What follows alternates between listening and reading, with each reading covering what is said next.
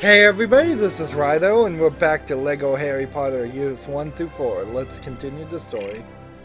We're kind of running through the first book. Although I guess the first book is the least important of the story. The first couple of them, in fact, are kind of just set up for the final few books. So I don't even know who this character is that we are following. I know he's one of the teachers, but he comes and goes kind of quickly. Again, we're in the overworld of Hogwarts. There is also the Leaky Cauldron overworld, which the game offers me to go into that section every at the end of every level, and I always choose to just continue the story because that's the right way to play.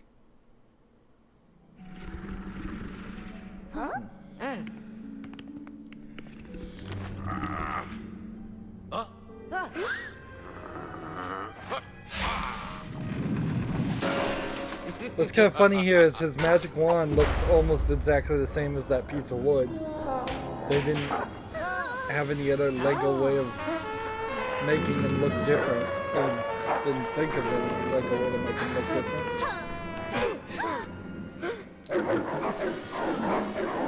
So we've got to get the three-headed dog Cerberus here to sleep.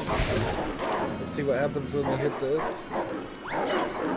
It gives us a squeak toy. Alright, so now we can hover the squeak toy. Give it to the dog. Is that one head done, or do I have to get all three of them?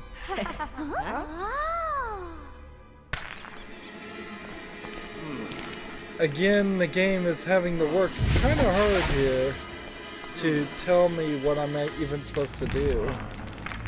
And normally you just come up here and hit B to build things, but no, I have to instead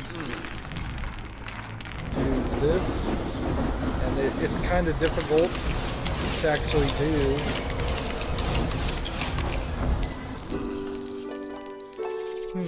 I don't know if LEGO ever has made like a three-headed dog, a Cerberus custom figure for any sets. That would certainly be a custom figure, but we've seen a lot of those, like the Hulk and, let's see, well, elephants are a classic one that they actually have made. Now we have all kinds of plants we need to shoot. We only have 3 spells, and I imagine what will happen is throughout the first 4 years we'll unlock all the spells. Then of course we have the separate game of the other 4 years that in some way are going to have to limit my abilities and unlock more abilities, because it would be very unlike a LEGO game if you started that game and had every single spell and other kind of ability unlocked. But what am I doing? Why can't I jump through here? Is that not where I'm supposed to go? No, it's not. Interesting. Boy, that was confusing.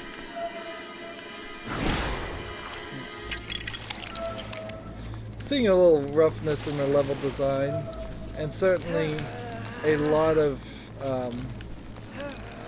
just lack of LEGO pieces and LEGO design things compared to a modern LEGO game that is more like that has more LEGO pieces. Even the most modern LEGO ones don't skew 100% LEGO. The closest I've ever seen is LEGO Batman 3 has a section where the entire Earth is shrunk down into LEGO pieces, and the entire level is LEGO-fied.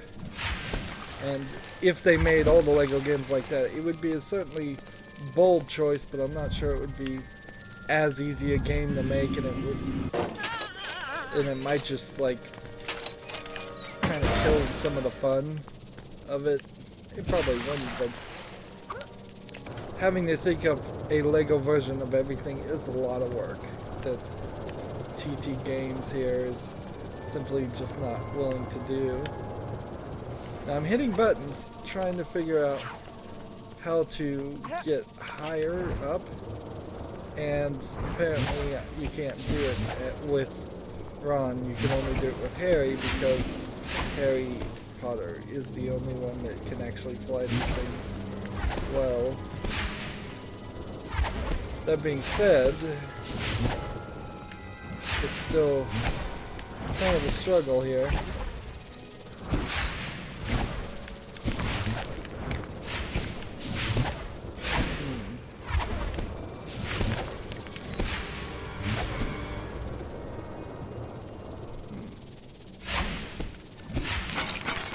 There we go.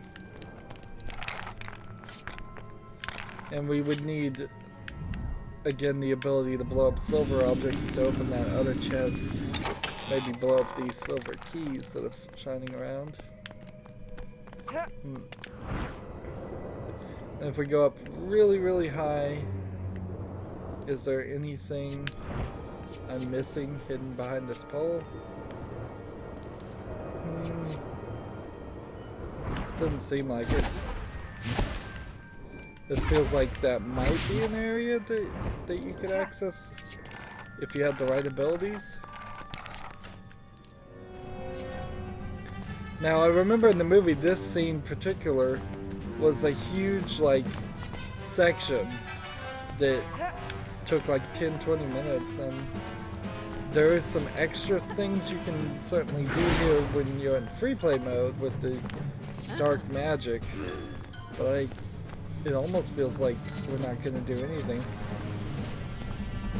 It's like, how can I can't jump on this horse.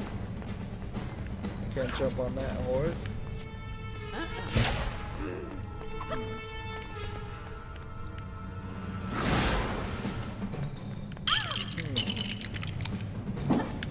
So I'm gonna magically hit pieces.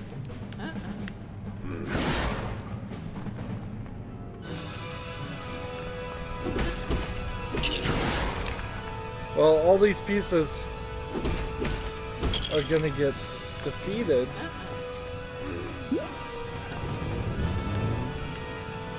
There we go. So we actually are playing chess. It's just...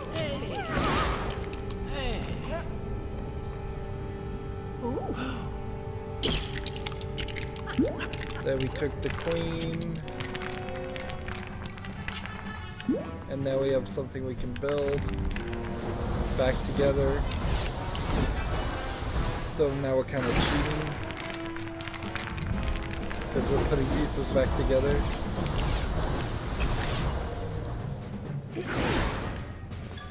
And so the chess pieces are even telling you which piece to use.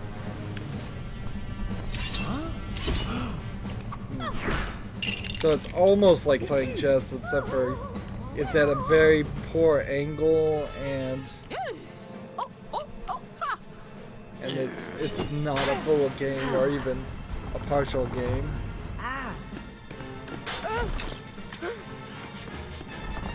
I imagine in the books that was probably an entire chapter talking about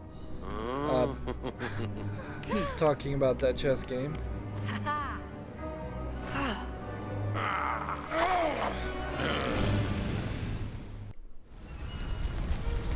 And now we're in the fight with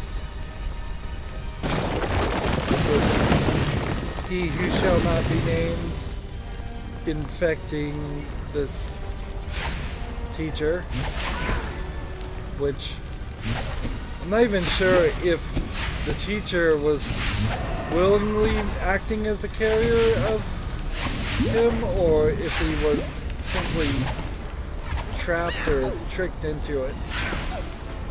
So I don't even know if we're supposed to feel bad for that character. So I switched to the purple spell, and then I jump and fall to my doom.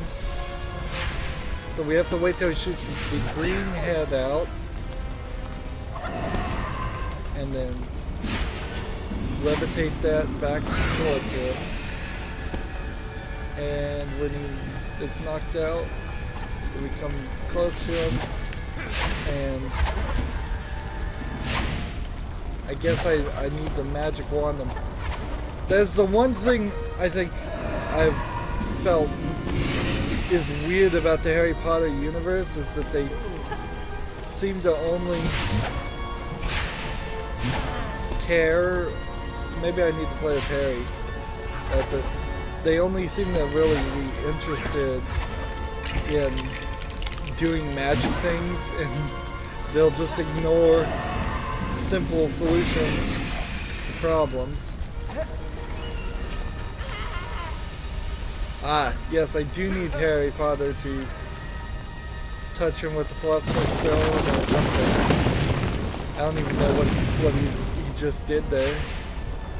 Touches him with his wand to cast the spells out. We're having to follow what happened in the story, whether the story is the book or the movie. So Hermione seems not capable of doing it. So jump over here, and when you get close to him, it does it automatically. Really short level. Again, you see elements and ideas of gameplay here that are just not fleshed out by today's standards. It seems so simplistic. For older games, though, I'd prefer the levels be short and simplistic than instead of long and complicated and make no sense like point-and-click adventures have a tendency to do. It's much better to have a game where you can beat it easily than have a game you need an entire walkthrough to do.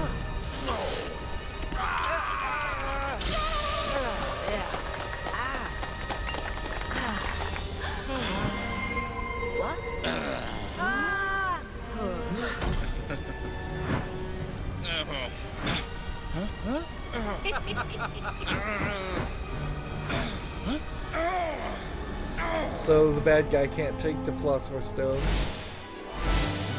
Where does the Philosopher's Stone end up is the question. And I really don't know the answer to it.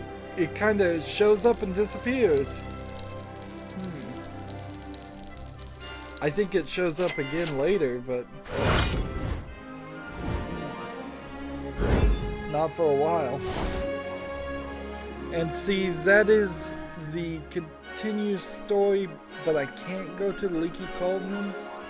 So we may very well, in the next recording, continue the story and just get a little wrap-up or introduction to the second year, because this is definitely the end of the first year. You may even get credits. If it said conclude story, I would just click it right now. But since it doesn't say that, I don't want to risk running into another level. So, that's going to be it for this recording. As always, I ask you to like, share, subscribe, comment if you want to, and watch every second of my videos. All of that helps out. If you want to support me further, you can click on my name, Rydo. On the right is a blue button that says support this channel. Click it, make a donation. And if you want to friend or follow me on basically any social media sites, there's a whole bunch of links down below. Thank you for watching. Have a good evening.